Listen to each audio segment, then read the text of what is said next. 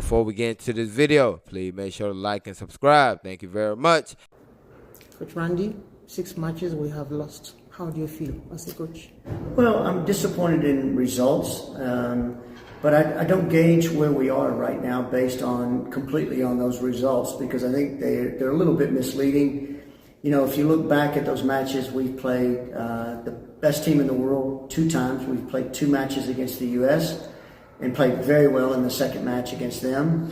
We played 2 matches against the Olympic champions, the gold medalists, and won one of those games against Canada and drew in the other game.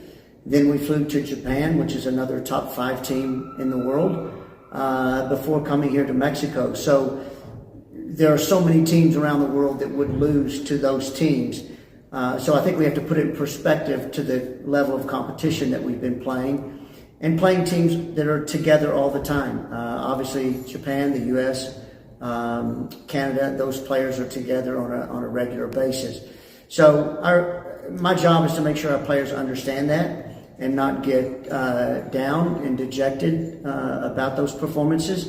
We have to use those kinds of games as competition to get better. So again, we always want to win. I don't want anybody to misunderstand that. We want to win, and we expect to win every time we step on the field. But also, again, out of those 6 matches, we've played 5 of the top teams in the world. So, I think our performances in those matches are what's important, not so much the result. And we played very well in 3 of those 5 matches.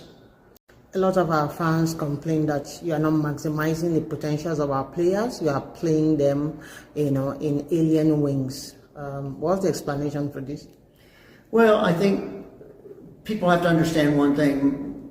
In order for us to be successful at the World Cup, we need to find a way to get the best 11 players on the field. That's the objective of any team, is to get your best 11 players on the field. And so, I've heard the criticism as well about some players playing out of position, but you have to understand, just using the right wing position for an example, we have Fran Ortega that plays there for her club. We have Tony Payne that plays there for her club. We have Rashidat that plays there for her club.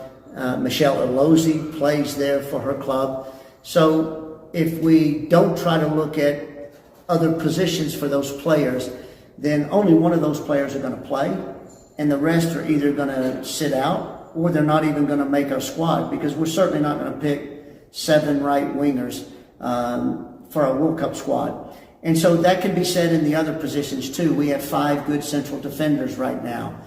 So I took a look at Ashley Plumpter yesterday in the holding midfield spot because of the similarity of those 2 positions, just to see, and thinking ahead, if that's something that she could play in order to get our best 11 on the field. So these matches that we have, certainly we want to win, but we only have a few of these matches left to experiment, to see what is our best lineup. And, to me, for example, I wouldn't want to pick Rashidat playing on the right wing and Tony Payne sitting on the bench. I think Tony Payne is one of our top players, so we must find a way to get those players playing. I equate it a lot to being a Man United fan. I equate it to this. Luke Shaw is a left back for Man United, but this year they played him center back. He has never played that position before.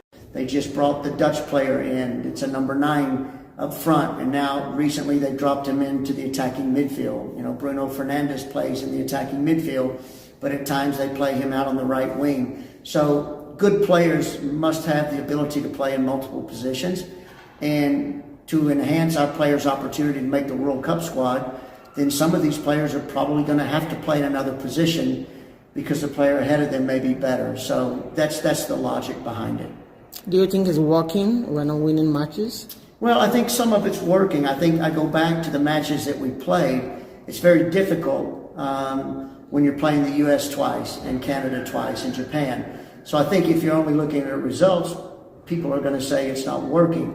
But when you look at it from a perspective of building your team, I think we're seeing what they do against top-level competition, so we can get to that final 11 that's actually going to be our team. Do you think we'll have the chances of winning the Revelation Cup? Well, I think now obviously losing the game to Mexico, a lot depends on how they finish their last two matches.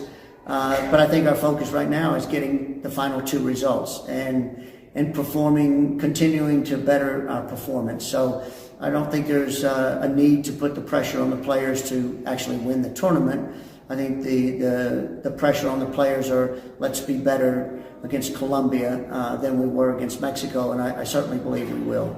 Thank you, Coach. Thank you.